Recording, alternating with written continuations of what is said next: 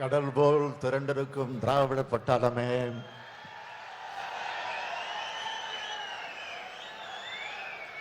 கொள்கை பிடிப்பும் லட்சிய தாகமும் கொண்ட லட்சக்கணக்கான தம்பிமார்களான உங்களை வீரபாண்டியார் மாவட்டமான சேலம் மாவட்டத்தில் ஒரு சேர பார்க்கிறப்போ எனக்கு பெரிய உற்சாகமும் மகிழ்ச்சியும்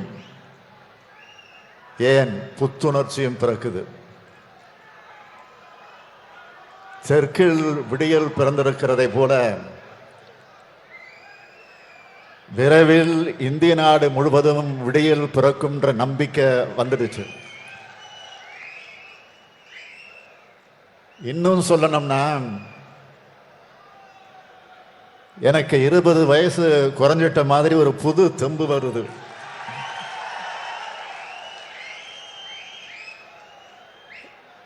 இப்படிப்பட்ட எழுச்சிமிகு ஏற்றமிகு இளைஞரணியின் 2வது மாநாட்டினுடைய தலைவர், என் நெஞ்சமெல்லாம் நிறைந்திருக்கும் கழகத்தின் ஆற்றல் மிகு அடலேறு தம்பி உதயநிதி அவர்களே,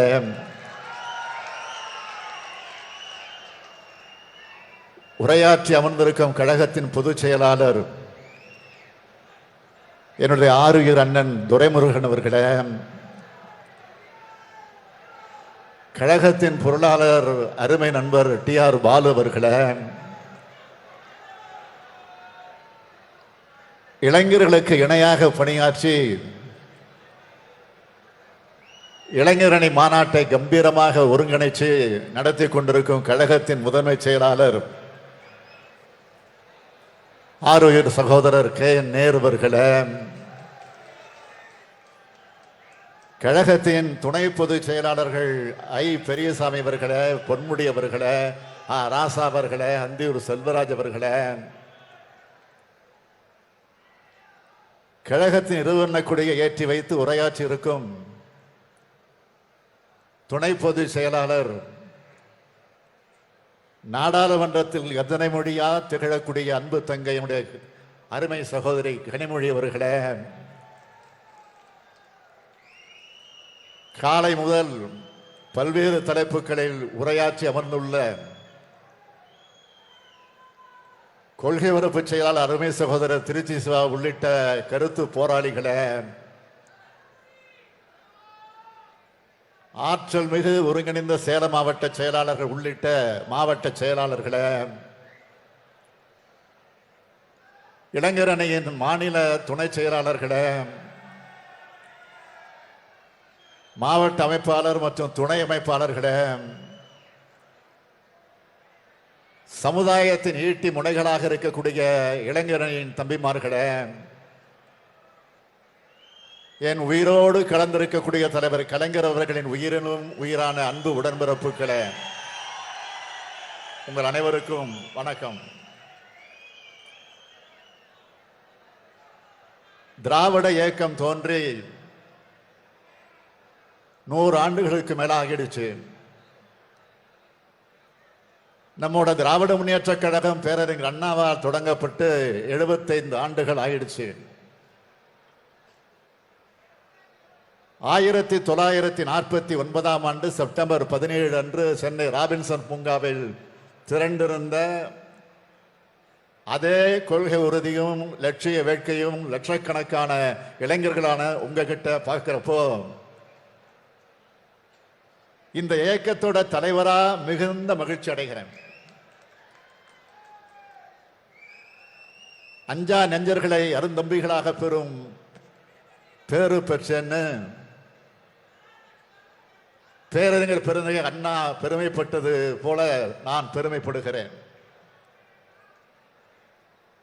இந்த உணர்வை, உற்சாகத்தை, எழுச்சியை ஏற்படுத்தி தந்திருக்கும் இளைஞரணியின் செயலாளர் மாண்புமிகு தம்பி உதயநிதி அவர்களை பாராட்டுகிறேன், வாழ்த்துகிறேன். மகன் தந்தைக்கு ஆற்றும் உதவி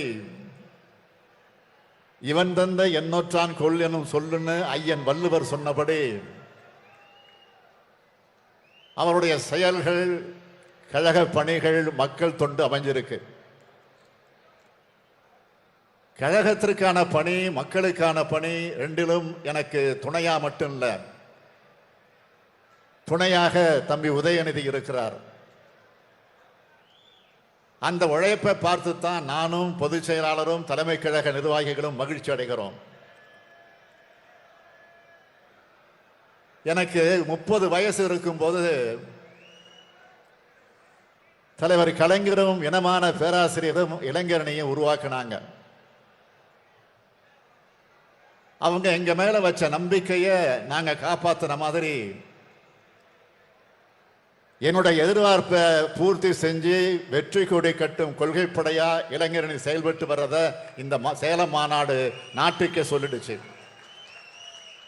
எந்த கும்பனாலும் கழகத்தை வீழ்த்த முடியாது என்ற நம்பிக்கை ஊற்ற மாநாடா இந்த சேலம் இளைஞரணி மாநாடு அமைஞ்சிருக்கு.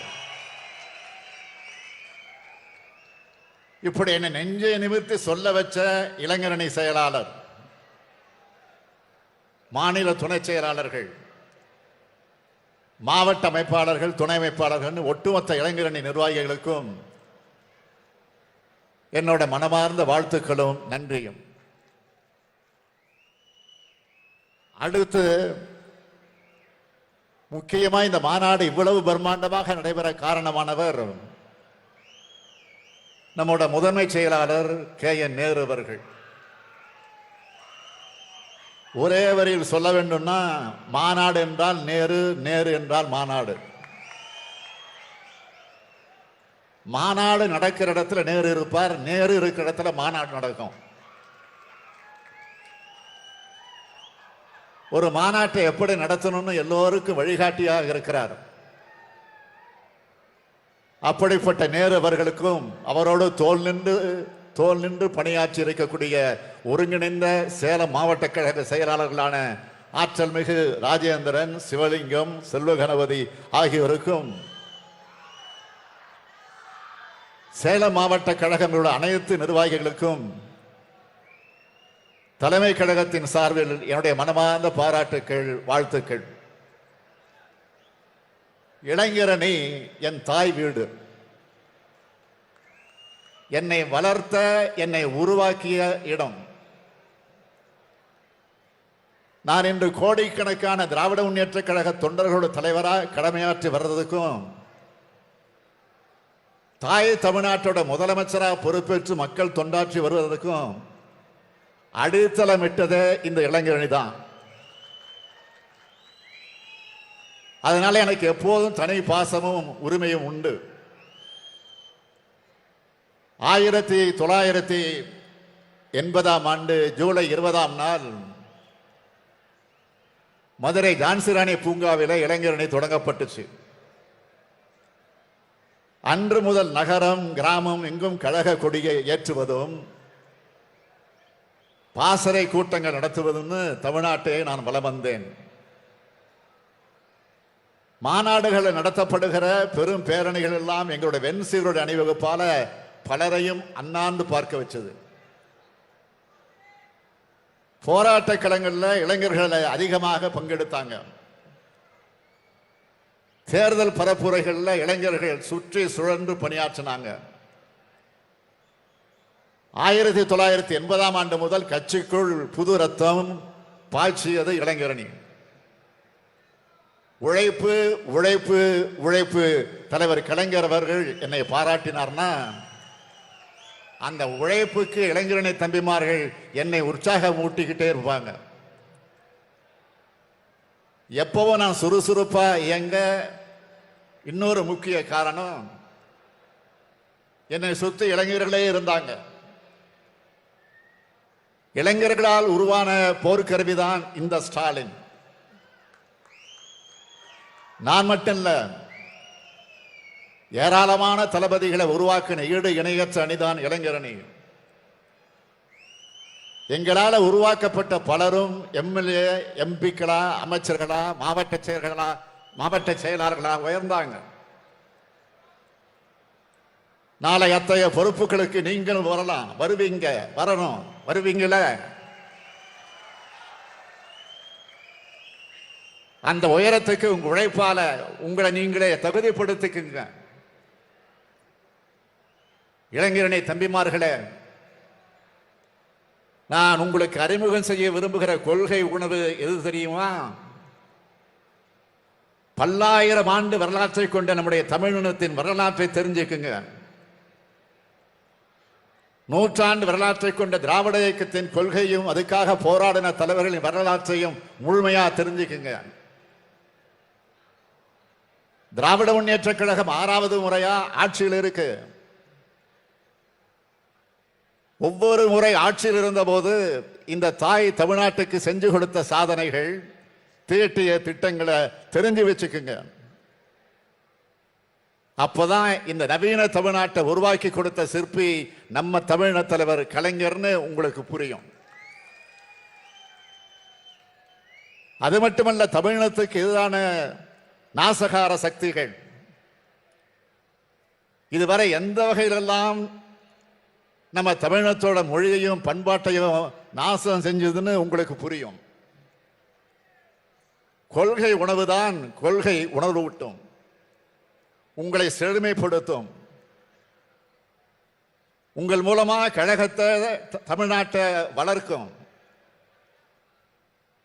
இன்றைக்கு காலை முதல் துணை பொதுச் செயலாளர் ராசா உள்ளிட்ட பலரும் பல்வேறு தலைப்புகள்ல பேசினாங்க. இந்த தலைப்புகள் தான் உங்களுக்கு பாட புத்தகங்கள். இந்த தலைப்புகள் கொண்ட புத்தகத்தை அந்த பேச்சாளர்கள் கொண்டு எழுத வையுங்க. உதயநிதி உங்களுக்கு அதை உருவாக்கி தருவார். ஏன்னா ஒரு காலத்தில் கழக மாநாடுகள் 4 நாட்கள் நடக்கும், 3 நாட்கள் நடக்கும். அப்ப எல்லாத்தையும் விரிவா பேச முடியும். ஆனா இப்போ ஒரு நாள் மாநாடு ஆயிடுச்சு. இன்னும் சொன்னா ஒரு காலத்துல மாநாடு நடத்தினா மட்டும்தான் இதெல்லாம் சொல்ல முடியும். ஆனா இப்ப மாநாடு நடத்த சொல்ல வேண்டியதை வீடியோ எடுத்து கழக அமைப்புகளின் சார்பில் சமூக ஊடகங்களில் பதிவிட்டா ஒரே நேரத்தில் லட்சக்கணக்கானவங்களுக்கு போய் சேரக்கூடிய அளவுக்கு நவீன தொழில்நுட்பம் வளர்ந்துருச்சு. அப்படிப்பட்ட தொழில்நுட்பத்தை பயன்படுத்தி நம்மோட கொள்கை பரப்புரைய தொய்வில்லாம நீங்க செய்யணும். கொள்கை உரம்தான் உங்களுக்கு உரம். கொள்கை உரம்தான் கழகத்திற்கான உரம். 75 ஆண்டுகளாக என் கழகம் இன்னைக்கும் கம்பீரமா நிக்குதுன்னா அதுக்கு நம்ம கொள்கை உரம்தான் காரணம். சமூக நீதி, சமத்துவம், சுயமரியாதை, சகோதரத்துவம், மாநில உரிமைகள், மொழிப்பற்று, இனப்பற்று, பெண் உரிமை, ஒடுக்கப்பட்டோர் நலன், எல்லோருக்கும் எல்லாம் என்கிற அடித்தளத்தில் உருவாக்கப்பட்டதுதான் திராவிட முன்னேற்ற கழகம். ஒரு சீர்திருத்த இயக்கத்தின் கையில் ஆட்சி நடத்தும் வாய்ப்பு வருமானால் என்னென்ன செய்ய முடியுமோ அவை அத்தனையும் செஞ்சு காட்டியிருக்கோம். தமிழ்நாட்டோட வளத்துக்கும் நலத்துக்கும் காரணமானவர்கள் நாம். இதுக்கு இப்போ ஆபத்து வந்திருக்கு. அந்த ஆபத்தை உணர்ந்து தடுக்கிறதுக்காகத்தான் இளைஞரணி மாநாட்டையே மாநில உரிமை மீட்பு மாநாடா நாம ஏற்பாடு செஞ்சிருக்கோம். நாம பெயர் சூட்டின நம்மோட தமிழ் நிலத்துக்கு ஆபத்து இப்ப வந்திருக்கு. மொழியை அழிச்சு, தமிழ் பண்பாட்டை அழிச்சு, மாநில மதிப்பு அழிச்சு, அதன் மூலம் தமிழினத்தை அழிச்சு நம்மளை அடையாளமற்றவர்களாக ஆக்க பாசிச பாஜக திட்டமிட்டு இருக்கு. இன்னொரு பக்கம் 10 ஆண்டு கால தமிழ்நாட்டை எல்லா வகையிலும் பாழ்படுத்திய கட்சி அதிமுக. அவங்க அழிவு வேலைகள் அனைத்தையும் மக்கள் மறந்திருப்பாங்கன்னு நினைக்கிறார் பழனிசாமி. இப்ப அவங்க ஆடுற உள்ளே வெளியே ஆட்டம் பாஜக போட்டு கொடுத்த நாடகம். பழனிசாமியோட பகல் விஷயத்தை அதிமுக தொண்டர்களே நம்ப தயாராக இல்லை. அதுதான் உண்மை. பாஜக அதிமுக இவங்க 2 பேரோட படுபாதக செயல்களை தடுக்கிறது தான் நம் முன்னால இருக்கக்கூடிய முக்கிய கடமை. மாநில சுயாட்சி கோரிக்கையை பொறுத்தவரை இந்திய அரசியலமைப்பு சட்டம் திருத்தி அமைக்கப்பட வேண்டும் என்பது திராவிட முன்னேற்ற கழகம் தொடர்ந்து வலியுறுத்தி வரக்கூடிய கோரிக்கை. மாநிலங்களுக்கு போதுமான அதிகாரங்களை வழங்கிட்டு நாட்டின் ஒருமைப்பாட்டையும் ஒற்றுமையையும் பாதுகாக்கிறதுக்கு எவ்வளவு அதிகாரங்கள் தேவையோ அது மட்டும் ஒன்றிய அரசு வச்சுக்கிட்டா போதும். இதுக்காகத்தான் தலைவர் கலைஞர் ராசமன்னார் குழுவை 1969ஆம் ஆண்டு அமைச்சார். அந்த குழுவின் அறிக்கையை பெற்று தமிழ்நாடு சட்டமன்றத்திலே விவாதித்து தீர்மானமாக நிறைவேற்றினார். மாநிலத்தில் சுயாட்சி, மத்தியில் கூட்டாட்சிங்கிறது கலைஞர் நமக்கு கற்றுக் கொடுத்த முழக்கம். நடைபெற இருக்கிற நாடாளுமன்ற தேர்தல் வெற்றிக்கு பிறகு அந்த முழக்கம் இந்தியாவின் முழக்கமா மாறப்போகுது. அமைய இருக்கிற இந்தியா கூட்டணி ஆட்சியானது மாநில உரிமைகளை வழங்குகிற சிறப்பான அரசியலமைப்பு சட்டத்தை உருவாக்கி தரக்கூடிய முயற்சிகளை கவனம் செலுத்தும். திமுக அரசை மட்டும் மனசில் வச்சுக்கிட்டு மாநில உரிமைகள் நான் சொல்லல. மாநிலங்களை ஆளக்கூடிய காங்கிரஸ், கம்யூனிஸ்ட், திரிணாமுல் காங்கிரஸ், சமாஜ்வாதி, ராஷ்டிரிய ஜனதா தளம்னு எந்த கட்சியாக இருந்தாலும், ஏன் பாஜக ஆட்சி செய்கிற மாநிலங்களுக்கும் மாநில சுயாட்சி வேணும்னு தான் எல்லா மாநிலங்களுக்குமான உரிமையை நாங்கள் கேட்கிறோம். இது இங்க மட்டும் இல்ல. அண்மையில ஒன்றிய பிரதமர் திருச்சிக்கு வந்தப்போ அவரை மேடையில் வச்சுக்கிட்டே சொன்னவன் இந்த ஸ்டாலின். இன்னைக்கு பிரதமராக இருக்கிற அவர் ஒரு காலத்தில் ஒரு மாநிலத்துடைய முதலமைச்சராக இருந்தவர் தான். ஆனா இன்னைக்கு மாநிலங்கள் மொத்தமா ஒழிச்சு கட்டுற முயற்சியை தான் பிரதமர் வந்ததிலிருந்து மோடி அவர்கள் செஞ்சுக்கிட்டு இருக்கார். மாநில அதிகாரத்துக்கு உட்பட்டவைகளுக்கு ஒன்றிய பாஜக அரசு சட்டங்கள் ஏற்றது. எந்த சட்டத்தை கொண்டு வந்தாலும் மாநில அரசுகிட்ட ஆலோசனை செய்கிறது இல்லை. எதுக்கும் மாநில முதலமைச்சர்களோட ஆலோசனை கேட்கறது இல்லை. புதிய கல்விக் கொள்கை, நீட், ஜிஎஸ்டி இப்படி மாநிலங்களோட கல்வி நிதி அதிகாரத்தை முற்றிலுமா பறிச்சுட்டாங்க. ஒன்றிய அரசுக்கு பணம் தர ஏடிஎமாக மாநிலங்களை மாத்திட்டாங்க. மிகப்பெரிய இயற்கை பேரிடர் காலத்தில் கூட நமக்காக உதவி செய்யறது இல்லை. பேசுனாங்கள சமீபத்தில் வந்த பேரிடருக்கு 37,000 கோடி ரூபாய் பணம் கேட்டிருக்கோம். ஆனா இதுவரைக்கும் ஒரு பைசா வரல. பிரதமர் வந்தார், தருவேன்னார். நிதியமைச்சர் வந்தார், தருவேன்னார். பாதுகாப்புத்துறை அமைச்சர் வந்தார், தருவேன்னார். உள்துறை அமைச்சரை நம்ம டிஆர் பாலு அவர்கள் தலைமையில் எம்பிக்கள் எல்லாம் பார்த்தப்போ அவரும் தருவேன்னாரு. ஆனா இப்ப வரைக்கும் ஒண்ணு வரல. இவங்க என்ன நினைக்கிறாங்கன்னா, சும்மா திருக்குறளை சொன்னா போதும், பொங்கலை கொண்டாடினா போதும், அயோத்தியில கோயில் கட்டினா போதும், தமிழ்நாட்டு மக்கள் ஓட்டு போடுவாங்கன்னு ஏமாத்த நினைக்கிறாங்க. அவங்க நம்மளை இன்னும் புரிஞ்சிக்கல. இது பெரியார் மண், பேரறிஞர் அண்ணாவின் மண், தலைவர் கலைஞரின் மண். மாண்புமிகு நரேந்திர மோடி அவர்கள் 2 முறை பிரதமராக இருக்கிறார். 2 முறையும் தமிழ்நாட்டு மக்கள் அவரை பிரதமராக வாக்களிக்கல. இந்த முறை நிச்சயம் வாக்களிக்க போறது இல்லை. இந்த முறை தமிழ்நாட்டை போலவே இந்தியாவும் செயல்பட போகுது. ஒன்றியத்தில் ஆட்சியில் இருக்கிறதால என்ன செய்யறாங்க? கட்சிகளை உடைக்கிறது, எம்எல்ஏக்கள் இழுக்கிறது, ஆளுநர்கள் மூலமா குறுக்கு வழியில் ஆட்சி நடத்த பார்க்கிறது. சொல்ல போனா பாஜகவுக்கு வேட்டு வைக்க வேற யாரும் வேணாம், ஆளுநர்களே போதும். அவங்க அந்த காரியத்தை சிறப்பாக செஞ்சு முடிச்சிருவாங்க. நாம உருவாக்கி இருக்கக்கூடிய இந்தியா கூட்டணி அமைக்கும் ஆட்சி ஒற்றை கட்சி ஆட்சியா இருக்காது, சர்வாதிகார ஆட்சியா இருக்காது, கூட்டாட்சியாக இருக்கும். மாநிலங்களை மதிக்கிற ஆட்சியாக இருக்கும். தமிழ்நாட்டிற்கும் தமிழ்நாட்டு மக்களுக்கு நல்லது செய்யக்கூடிய ஆட்சியாக இருக்கும். இந்தியாவை அனைத்து வகையிலும் முன்னேறக்கூடிய ஆட்சியாக இருக்கும். அதுக்கான பணி நம்மை நோக்கி வந்து கொண்டிருக்கிறது. தேர்தல் பணி தொடக்கமா? சேலம் மாநாட்டுக்கு முன்பே 3 குழுக்கள் அமைச்சிட்டோம். நாடாளுமன்ற தேர்தலுக்கான கூட்டணி கட்சிகளோடு பேச்சுவார்த்தை நடத்த TR பாலு தலைமையில் ஒரு குழுவும், தேர்தல் அறிக்கையை தயாரிக்க என்னுடைய அருமை தங்கை கனிமொழி தலைமையில் ஒரு குழுவும், தேர்தல் பணிகளை முழுமையாக கண்காணித்து ஒருங்கிணைக்க நேரு, வேலு, பாரதி, தங்கம் தென்னரசு, தம்பி உதயநிதி என 5 பேர் கொண்ட ஒரு குழுவும் அமைக்கப்பட்டுள்ளது. 5 குழுவும் 40 தொகுதிகளிலும் பணியாற்ற உள்ள நிர்வாகிகளை அழைத்து வெற்றிக்கான வியூகத்தை தருவாங்க. அறிக்கை தயாரிக்க குழு முக்கிய நகரங்களுக்கு வந்து முக்கிய நகரங்களுக்கு சென்று மக்கள் கருத்துக்களை கேட்பாங்க. கூட்டணி பற்றியும் யார் வேட்பாளர் பற்றியும் தலைமையின் கையில் விட்டுடுங்க, அதை நாங்க பார்த்துக்கிறோம். வெற்றி பெறுபவரே வேட்பாளர் என்று முன்பே நான் சொல்லி இருக்கிறேன். யார் வேட்பாளர் நீங்க போட்டு மனசை குழப்பிக்க வேண்டாம்.